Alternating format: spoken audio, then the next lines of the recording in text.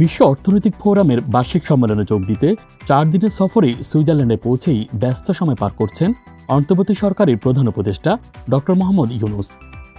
এই সফরে সম্মেলনের সাইডলাইনে বেশ কয়েকটি একান্ত ও দ্বিপাক্ষিক বৈঠকে অংশ নেবেন তিনি। এর অংশ হিসাবে প্রথম দিনে একাধিক বৈঠক করেন প্রধান উপদেষ্টা।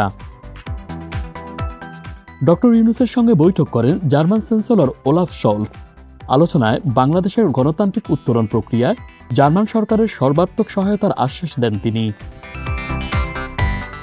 মিউনিখ নিরাপত্তা সম্মেলনের চেয়ারম্যান রাষ্ট্রদূত ক্রিস্টোফ হিউসগেনের সঙ্গে বৈঠক করেন প্রধান উপদেষ্টা।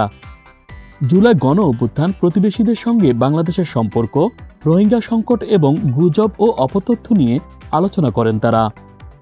এই সময় আগামী ফেব্রুয়ারিতে মিউনিখ নিরাপত্তা সম্মেলনে যোগদানের জন্য ড. ইউনূসকে আমন্ত্রণ জানান রাষ্ট্রদূত হিউসগেন।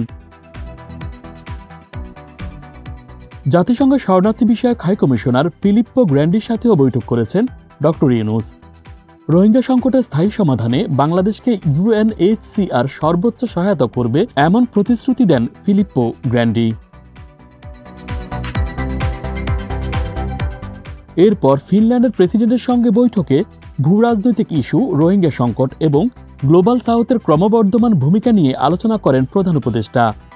এছাড়া মালয়েশিয়া ও থাইল্যান্ডের প্রধানমন্ত্রী এবং পূর্ব তিমুরের প্রেসিডেন্টের সঙ্গেও সাক্ষাৎ করেন ড. মোহাম্মদ ইউনূস। এর আগে বিশ্ব অর্থনৈতিক ফোরামের সম্মেলনে যোগ দিতে মঙ্গলবার স্থানীয় সময় দুপুর 12:45 জুরিখ আন্তর্জাতিক বিমানবন্দরে পৌঁছান ড. Mohammad Yunus.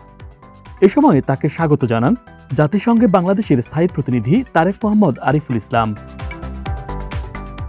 Dhaka express desk report.